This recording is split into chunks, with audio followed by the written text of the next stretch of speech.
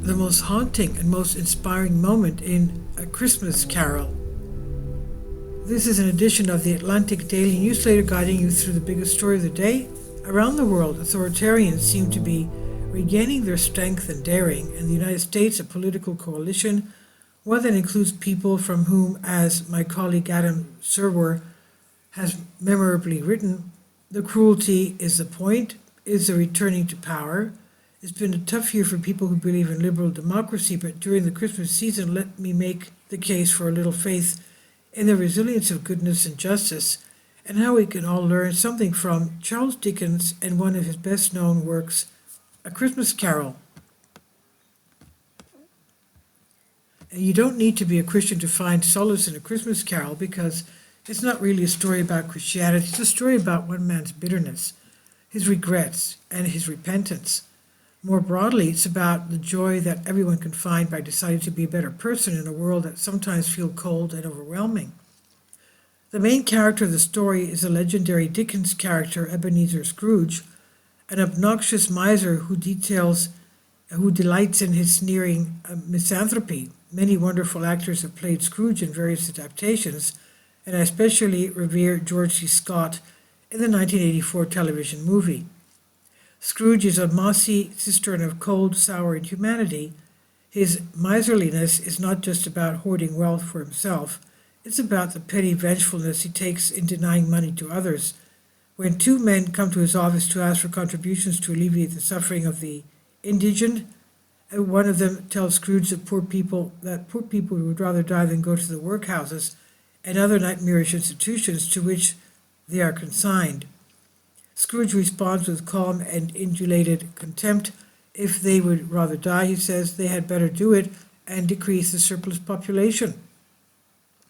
I don't want to overdraw comparisons to our current politics, but when political leaders are talking about creating mass detention camps in America and voters, even those who are once undocumented, approved of such ideas, despite the danger to their own family, this kind of Victorian facetiousness feels uncomfortably relevant. But back to Scrooge. What about the people who don't want his money? The happy souls who are merely living their life and indulging in the joy of the season? Well, he hates them too. When Scrooge's nephew Fred, a good and gentle young man, asks his uncle why he deplores Christmas so much, Scrooge sneers, "If I could work my will," and Scrooge indigently, "every idiot who goes about with Merry Christmas on his lips should be boiled with his own pudding and buried with a stake of holly through his heart," and he should. Should he? Scrooge, of course, will soon see the error of his ways. He will realize that despite attaining wealth and privilege, he is angry and unhappy because of a self-loathing that is mostly the result of his own choices. He will eventually beg forgiveness. Every year I feel tears in my eyes when Scott, as Scrooge in the 1984 film, wipes the snow from an unloved stone in a barren graveyard, sees his own name, and pleads with the special ghost of Christmas yet to come for a chance to change.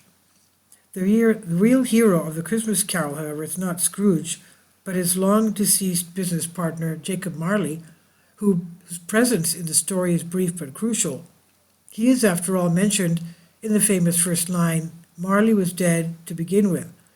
Marley, in life a pinch-penny recluse like Scrooge, died 7 years before the tale begins.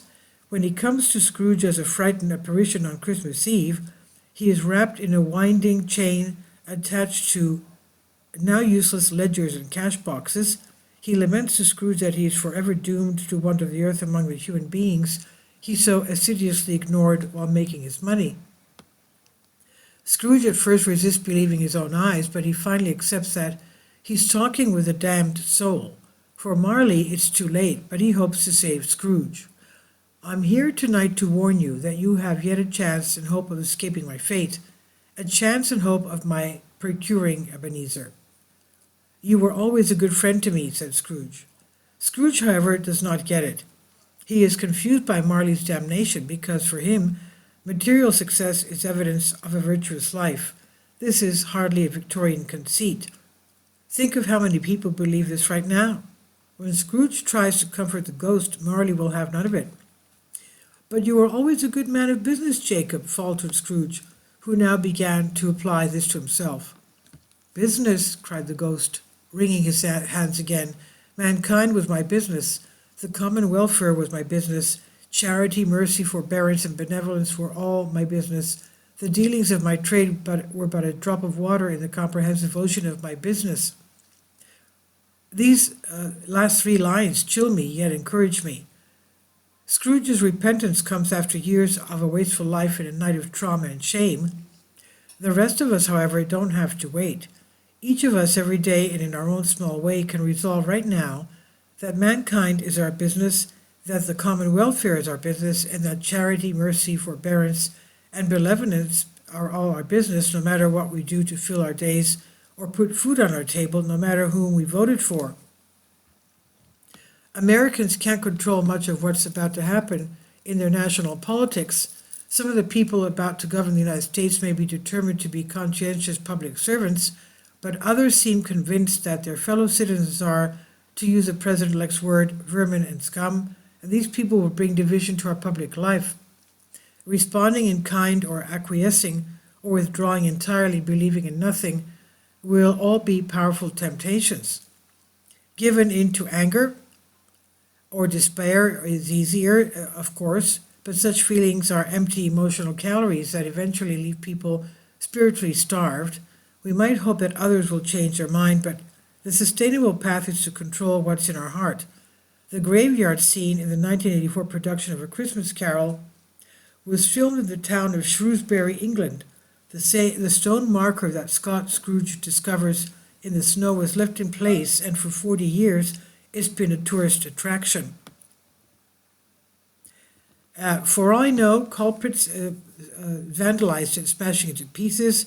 Could have been local kids experiencing their first tangle with whatever, and I found the news dispiriting.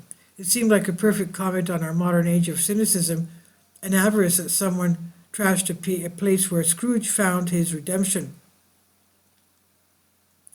As heartening as it is to think of Scrooge's happy repentance, it reminded me that we are better served by heeding Marley's words, so that we never find ourselves in the snow, staring at our own grave and wondering whether we still have time to set things right. And this is from the Atlantic on DNYUZ. Please leave your comments. Thank you for your support. Support my Patreon account.